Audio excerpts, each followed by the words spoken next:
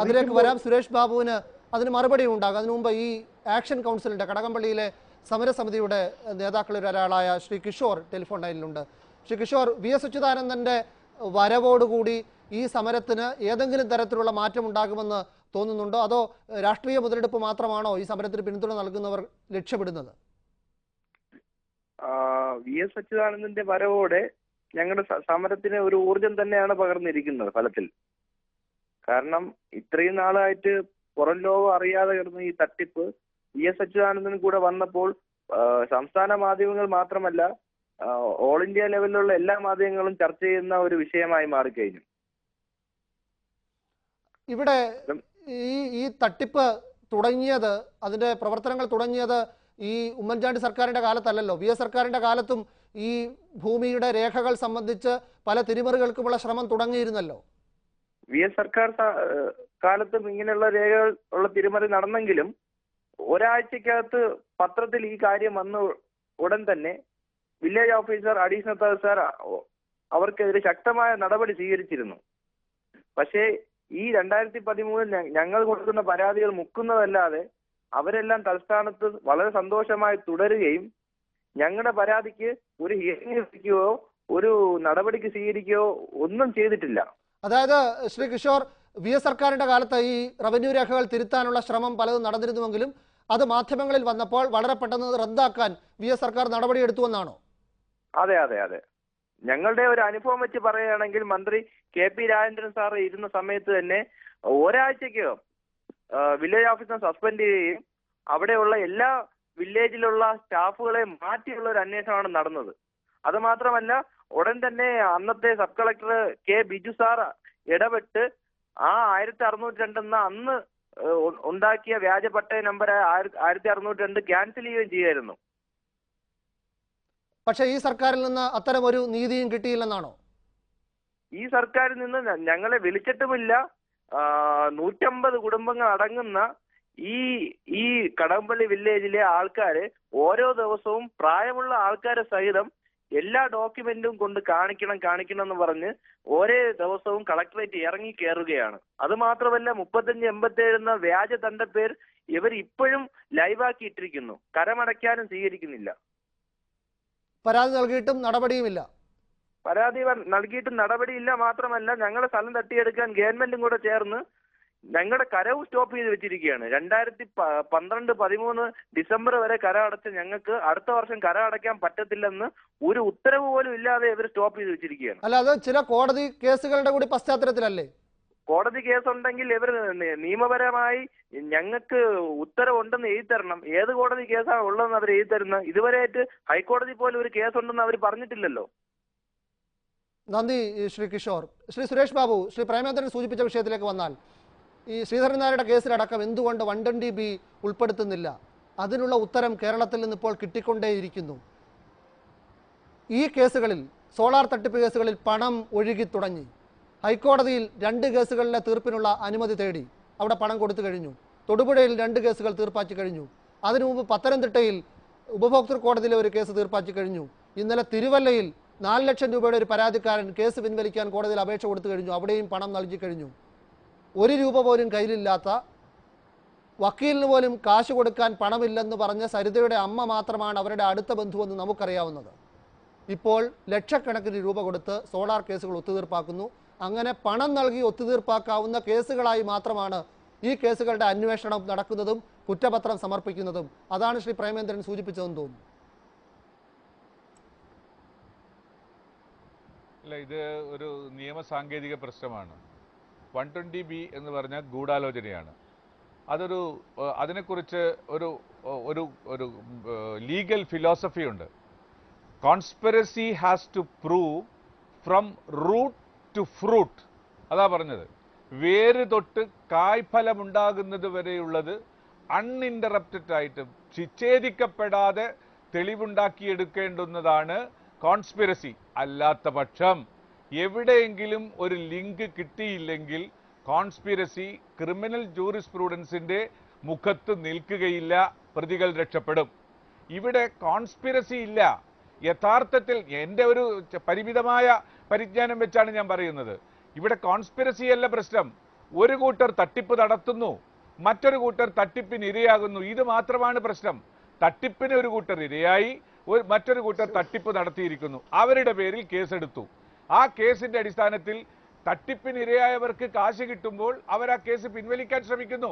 കേസിന് ആധാരമായ തർക്കത്തിലുള്ള പണം എവിടെ നിന്ന് കിട്ടി എന്നുള്ള കാര്യം അന്വേഷിക്കേണ്ടുന്നത് ആവശ്യമാണെന്ന് വന്നു കഴിഞ്ഞാൽ പരാതി കൊടുക്കണം, അത് അന്വേഷിക്കാം.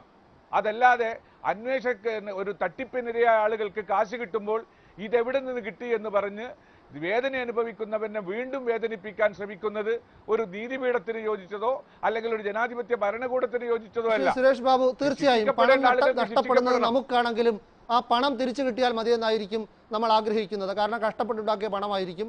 ഈ 1 രൂപയാണെങ്കിലും അത് തിരിച്ചു കിട്ടണമെന്ന് ആഗ്രഹിക്കാത്ത ഒരാളും ഉണ്ടാവില്ല. അത് ഒരു വശം, അവർ കേസ് പിൻവലിക്കും. പക്ഷേ എങ്ങനെ ഇവരുടെ കയ്യിൽ ഈ പണം എത്തി? ഈ തട്ടിച്ച പണം മുഴുവൻ ഇവർ സൂക്ഷിച്ചിരിക്കുകയായിരുന്നു? അതോ ഇപ്പോൾ കേരളത്തിലാകെ ചർച്ച ചെയ്യുന്ന രീതിയിൽ ഒരു 21 പേജ് 3.5 പേജായപ്പോൾ ഇവർക്ക് കിട്ടിയ പണം ഇപ്പോൾ പുറത്തേക്ക് ഒഴുകുകയാണോ? വക്കീലിന് പോലും അറിയില്ല ആരാണ് പണം കൊണ്ടു കൊടുക്കുന്നതെന്ന്. മാജിക്കിലെ പോലെ ഒരാൾ ഓരോ കേസ് തീർപ്പാക്കുമ്പോൾ കോടതിയിലേക്ക് വരുന്നു, ആ വക്കീലിന് പണം കൊടുക്കുന്നു. ആ പാവം വക്കീലാവട്ടെ പേര് പോലും ചോദിക്കാതെ ആ പണം വാങ്ങി ബന്ധപ്പെട്ടവർക്ക് കൊടുക്കുന്നു, കേസ് തീർപ്പാക്കുന്നു. അത്തരമൊരു വലിയ മാന്ത്രിക വിദ്യയാണ് കേരളത്തിൽ നടക്കുന്നത്. എഴുതാപ്പുറം വായിക്കാനൊന്നും ഞാനില്ല. എഴുതാപ്പുറം എന്തിനാ ഞാൻ വായിക്കുന്നത്? 3 പേജുള്ളത് 21 പേജായെന്നോ 21 പേജുള്ളത് 3 പേജായെന്നോ എന്നുള്ളും അതൊന്നും സാങ്കേതികമായ രേഖകളല്ല. ആരുടെയൊക്കെയോ വർത്തമാനങ്ങളിൽ നിന്ന് കേരളത്തിന്റെ രാഷ്ട്രീയ ആവശ്യത്തിന് വേണ്ടി പറഞ്ഞു പരത്തുന്നതിൽ നിന്ന് വിനു ചെകഞ്ഞെടുത്തുകൊണ്ട് അല്ല ശ്രീ സുരേഷ് ബാബു, 21 പേജുള്ള കുറിപ്പാണ് ഫെനി ബാലകൃഷ്ണൻ കൈമാറിയെന്നത് വിവരാവകാശ നിയമപ്രകാരം പത്തനംതിട്ട ജയിൽ സൂപ്രണ്ട് എഴുതി കൊടുത്ത കാര്യമാണ്. 3.5 പേജാണ് കോടതിയിൽ എത്തിയെന്നുള്ളത് കോടതി രേഖയാണ്, നാം കണ്ടതാണ്. ഇത് രണ്ടും എൻ്റെ സങ്കല്പത്തിൽ ഉണ്ടായ കാര്യമല്ല, രേഖകളുടെ അടിസ്ഥാനത്തിൽ പറഞ്ഞതാണ്. അല്ല, ഈ കാര്യങ്ങൾക്കൊന്നും ഞാൻ അതിലേക്ക് കടക്കേണ്ടുന്നൊരു വിഷയമില്ലല്ലോ. ഒരു പ്രതിയോ അല്ലെങ്കിൽ ഒരാളോ കോടതിയിൽ കൊടുക്കുന്ന കാര്യങ്ങൾ ഇന്നതാണ് എന്ന് കോടതിയിൽ വരുന്ന രേഖകളാണ്. നമ്മളെ സംബന്ധിച്ചിടത്തോളം പൊതുരംഗത്ത് നിൽക്കുന്ന ആളുകളും അഭിഭാഷകന്മാർക്കും കോടതിയിൽ എന്താണോ എത്തപ്പെടുന്നത് അതിനെക്കുറിച്ച് അന്വേഷിക്കുക മാത്രമേ നമുക്ക് നിവൃത്തിയുള്ളൂ. ഞാൻ അതിലേക്ക് കോടതിയിൽ സമർപ്പിച്ച രേഖകളിൽ കാണുന്നത് 3.5 പേജുള്ള അവരുടെ പരാതിയോ ആണ്. അതല്ലല്ലോ ഇവിടെ പ്രശ്നം. ഇവിടെ പ്രശ്നം അതല്ലല്ലോ. അല്ല വിനു, ഇവിടെ പ്രശ്നം ഞാൻ നേരത്തെ ശ്രീ സുരേഷ് ബാബു സൂചിപ്പിച്ച ഒരു പ്രശ്നമുണ്ടോ? എനിക്ക് നേരത്തെ അദ്ദേഹം സൂചിപ്പിച്ചു from the root to the fruit the matter should be established and evidence should be proved. Okay, ഞാൻ സമ്മതിക്കുന്നു. ഈ കേസിൽ എന്തേ നടക്കുന്നില്ല എന്നുള്ളതാണ് പ്രധാനപ്പെട്ട പ്രശ്നം. അപ്പോൾ വളരെ മൗലികമായ പ്രശ്നം ടെനി ജോപ്പനും ബിജു രാധാകൃഷ്ണനും സരിത എസ് നായരും തമ്മിൽ ക്രിമിനൽ ഉദ്ദേശത്തോടു കൂടി ജനങ്ങളെ തട്ടിക്കണമെന്നുള്ള ദുരുദ്ദേശത്തോടു കൂടി നടത്തിയിട്ടുള്ള ഗൂഢാലോചനയുടെ ഭാഗമായിട്ടാണല്ലോ അദ്ദേഹത്തിന് 2 ലക്ഷം രൂപ കിട്ടിയത്. അപ്പോൾ അങ്ങനെ 2 ലക്ഷം രൂപ ടെനി ജോപ്പന് കൊടുക്കണമെങ്കിൽ തന്നെ ഒരു ക്രിമിനൽ കോൺസ്പിറസി നടക്കണം. ആ ഒരു ക്രിമിനൽ കോൺസ്പിറസിയുടെ ഭാഗമായിട്ടാണ് ടെലിഫോൺ കോൾ, മുഖ്യമന്ത്രിയുടെ ഓഫീസ്, മുഖ്യമന്ത്രി സാക്ഷി പോലുമല്ല. അപ്പോൾ അത്തരത്തിലുള്ള ഒരു സാഹചര്യത്തിലേക്ക് ഇത് വരുന്നതിൻ്റെ ഏറ്റവും പ്രധാനപ്പെട്ട കാര്യം ഈ പറയുന്ന 33 കേസിലും ഒരു സംശയവും വേണ്ട. നേരത്തെ ശ്രീ സുരേഷ് ബാബു പറഞ്ഞ ഇത് വെറും തട്ടിച്ചവനും തട്ടിപ്പിനിരയായവനും ഇതിൽ നേതൃത്വം കൊടുത്ത ഭരണ രാഷ്ട്രീയ നേതൃത്വത്തെ പൂർണ്ണമായും അബ്സോൾവ് ചെയ്യുക, അതിനുവേണ്ടി ഉണ്ടാക്കപ്പെട്ടിട്ടുള്ള ഒരു പ്രത്യേക അന്വേഷണ സംഘമാണ്. അത് വളരെ വ്യക്തമായി കഴിഞ്ഞു. ശ്രീധരൻ നായരുടെ പരാതിയിന്മേൽ കൊടുത്തിട്ടുള്ള ചാർജ് ഷീറ്റ് പരിശോധിച്ചാൽ വ്യക്തമാകും. ഇതാണ് പുറത്തു നിന്ന് കാര്യങ്ങൾ വീക്ഷിക്കുമ്പോൾ ആർക്കും തോന്നുന്നത്. ജനങ്ങളുടെ സംശയവും ഇത് തന്നെയായിരിക്കും. എന്നോടാണോ? അതെ, ഞാൻ ചോദ്യം കേട്ടില്ല. അതല്ല, ശ്രീ പ്രേമേന്ദ്രൻ പറഞ്ഞ കാര്യമാണ്. എന്തുകൊണ്ട് വേര് തൊട്ട് ഫലം വരെ അന്വേഷിക്കുന്നില്ല? ശ്രീധരൻ നായരുടെ കേസിലാണെങ്കിലും ഇപ്പോൾ കൊടുത്ത ചാർജ് ഷീറ്റ് മുഖ്യമന്ത്രിയെ സാക്ഷി പോലും ആക്കാതെ, മുഖ്യമന്ത്രിയുടെ മൊഴി പോലും കുറ്റപത്രത്തിലില്ലാതെ അങ്ങനെയാണ് കൊടുക്കുന്നത്. അത് എല്ലാ കേസുകളിലും സംഭവിക്കുന്നു. അങ്ങനെ ഇത് കൊടുക്കൽ വാങ്ങൽ മാത്രമായും ആ പണം കൊടുത്തു തരുമ്പോൾ തീരുന്ന കേസായും മാറുന്നു. രാഷ്ട്രീയ നേതൃത്വം രക്ഷപ്പെടുന്നു. പോലീസ് ചാർജ് ചെയ്യുന്ന കേസുകളിൽ ഏതൊക്കെ വകുപ്പ് ഉൾപ്പെടുത്തണം, ഏതൊക്കെ വകുപ്പ് ഉൾപ്പെടുത്താൻ പാടില്ല തുടങ്ങിയവ രാഷ്ട്രീയ സമൂഹവും ഭരണവിഭാഗവും നിർദ്ദേശിക്കാൻ തുടങ്ങിയാൽ അത് ജനാധിപത്യത്തിന്റെ ജൂറിസ്പ്രൂഡൻസിന്റെ ഒരു അന്ത്യമായിരിക്കും. അത് പോലീസ് ഇൻവെസ്റ്റിഗേഷൻ അതോറിറ്റിയാണ്.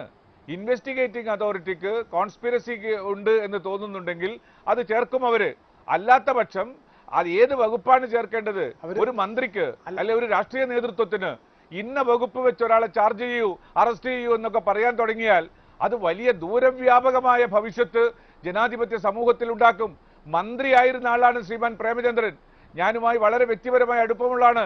എനിക്ക് അദ്ദേഹത്തിന്റെ എല്ലാവിധ വെലോസിറ്റിയും അറിയാവുന്ന ആളാണ്, കഴിവിനെ കുറിച്ച് അറിയാവുന്ന ആളാണ്.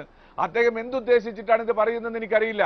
ഭരണാധികാരത്തിൽ ഇരിക്കുമ്പോൾ ഒരു പോലീസിനോട് അല്ലെങ്കിൽ കീഴുദ്യോഗസ്ഥന്മാരോട് ഇന്ന വകുപ്പ് വെച്ച് കേസ് ചാർജ് ചെയ്യണമെന്ന് ഒരു ഭരണാധികാരി നിർദ്ദേശിക്കാൻ തുടങ്ങിയാൽ കേരളം എവിടെ ചെല്ലും?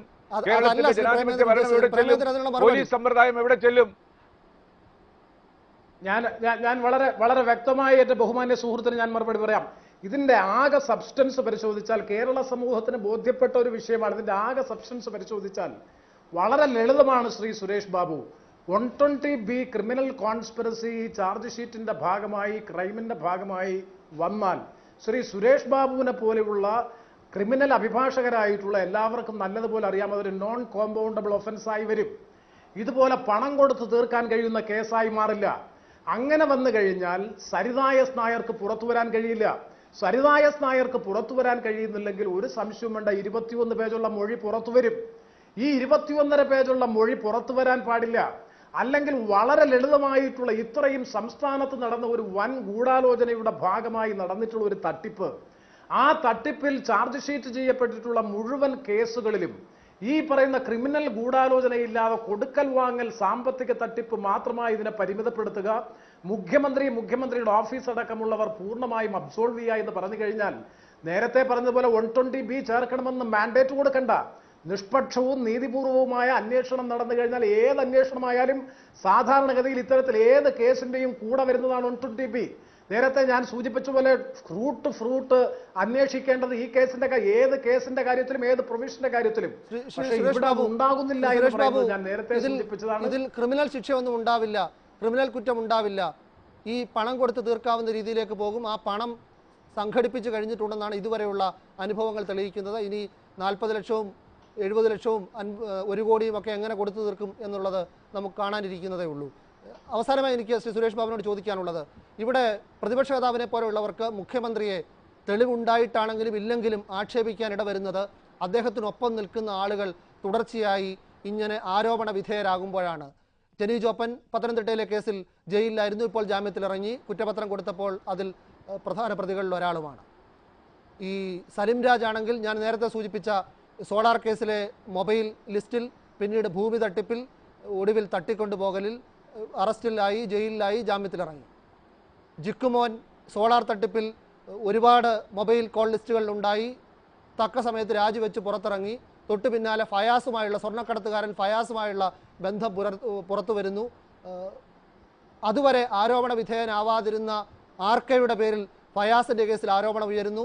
ആർക്കെ തന്നെ എന്നെ ഫയാസ് വിളിച്ചിട്ടുണ്ടെന്ന് സമ്മതിച്ചെന്ന് പറഞ്ഞത് മറ്റൊരു KPCC ജനറൽ സെക്രട്ടറിയായ ശ്രീ സിദ്ദിഖാണ്. പരസ്യമായി തന്നെ മാധ്യമത്തിൽ വന്ന് ഞാൻ ആർക്കെയോട് സംസാരിച്ചിരുന്നു, ഹൃദയ ശസ്ത്രക്രിയയെ സംബന്ധിച്ച് വിളിച്ചിരുന്നുവെന്ന്. ഇവരൊന്നും സാധാരണ ആളുകളല്ല. ഇവരൊക്കെ കഴിഞ്ഞ 7 വർഷമായി ഉമ്മൻചാണ്ടിയോടൊപ്പം നിഴൽ പോലെ നിന്നവരും ഇവരുടെയൊക്കെ ഫോണിലൂടെ മാത്രം മുഖ്യമന്ത്രിയെ ബന്ധപ്പെടാനാവുന്ന ഒരു സാഹചര്യം ഉണ്ടായിരുന്നതാണ്. അപ്പോൾ സ്വാഭാവികമായും 3 കാര്യം സംശയിക്കുക. ഞാൻ ഉമ്മൻചാണ്ടിയെ പോലെ 19 വർഷത്തെ പ്രവർത്തന പാരമ്പര്യമുള്ള ഉന്നതനായ ഒരു നേതാവിനെ എൻ്റേതായ രീതിയിൽ ഇടിച്ചു കാണിക്കാൻ ശ്രമിക്കുകയല്ല. സാധാരണ ഉയരുന്ന ഒരു സംശയമാണ്, ഒന്നുകിൽ ചുറ്റുപാട് നടക്കുന്ന ഈ കാര്യങ്ങളൊന്നും മനസ്സിലാക്കാൻ കഴിയാത്ത വിധം നിഷ്കളങ്കനായ ഒരു രാഷ്ട്രീയ നേതാവായിരുന്നു അദ്ദേഹത്തെ ഇവരെല്ലാം കൂടി പറ്റിച്ചു. അതല്ലെങ്കിൽ ഇത്തരം തെറ്റുകളിൽ അദ്ദേഹത്തിനും ഏതെങ്കിലും തരത്തിലുള്ള പങ്കുണ്ട്, ആ പങ്കുകൊണ്ട് അദ്ദേഹം അത് അനുവദിച്ചു. അല്ലെങ്കിൽ ഈ ആളുകളൊക്കെ തെറ്റ് ചെയ്താലും അത് മറച്ചു പിടിക്കത്തക്ക വിധം എന്തോ ഒന്ന് അദ്ദേഹത്തെ ചൂഴ്ന്നു നിൽക്കുന്നു, ഇവരുടെ തെറ്റുകൾ മറയ്ക്കാൻ ബാധ്യസ്ഥനാവുന്നു അദ്ദേഹം. ഈ 3 കാര്യങ്ങളല്ലാതെ മറ്റൊന്നും യുക്തിയുള്ള ആർക്കും സംശയിക്കാനാവില്ല. അതിനകത്ത് എനിക്ക് വളരെ വ്യക്തമായൊരു മറുപടിയുണ്ട്. മറ്റൊന്നുമല്ല, ശ്രീ ഉമ്മൻചാണ്ടി കഴിഞ്ഞ ഒരു 10-60 വർഷക്കാലമായി കേരളീയ പൊതുസമൂഹത്തിൽ നിറഞ്ഞു നിന്ന കറപുരളാത്ത ഒരു രാഷ്ട്രീയ വ്യക്തിത്വത്തിൻ്റെ ഉടമയാണ്.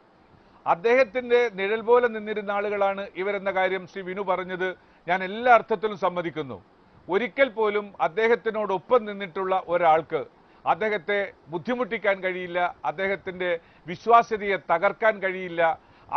അത്തരമൊരു സമീപനം ഇത്തരം ആളുകളുടെ ഭാഗത്തു നിന്ന് ഉണ്ടാകുമെന്ന് അദ്ദേഹം ഒരിക്കലും പ്രതീക്ഷിച്ചില്ല. ആ വിശ്വാസത്തിനൊരു തകർച്ച പറ്റിയിരിക്കുന്നു, ഒരു പാളിച്ച പറ്റിപ്പോയിട്ടുണ്ട്. അദ്ദേഹം വിശ്വസിച്ച് കൂടെ നിർത്തിയിരുന്ന ആളുകൾ ആ വിശ്വാസം അതിൻ്റെ പൂർണ്ണാർത്ഥത്തിൽ തിരികെ കൊടുത്തിട്ടില്ല എന്നതാണ് ഇന്നത്തെ ഒരു ദുരവസ്ഥയ്ക്കുണ്ടായ കാരണം. ഇനി അത് ആവർത്തിക്കാതിരിക്കാനുള്ള എല്ലാ മുൻകരുതലും ശ്രീ ഉമ്മൻചാണ്ടിയുടെ ഭാഗത്തു നിന്ന് ഇപ്പോൾ ഉണ്ടായിട്ടുമുണ്ട്. വളരെ നന്ദി സുരേഷ് ബാബു, ശ്രീ എൻ കെ പ്രേമേന്ദ്രൻ, ശ്രീ കിഷോർ ഈ വിഷയത്തിൽ പ്രതികരിച്ചതിന് ന്യൂസ് അവറിൽ ഇടവേള.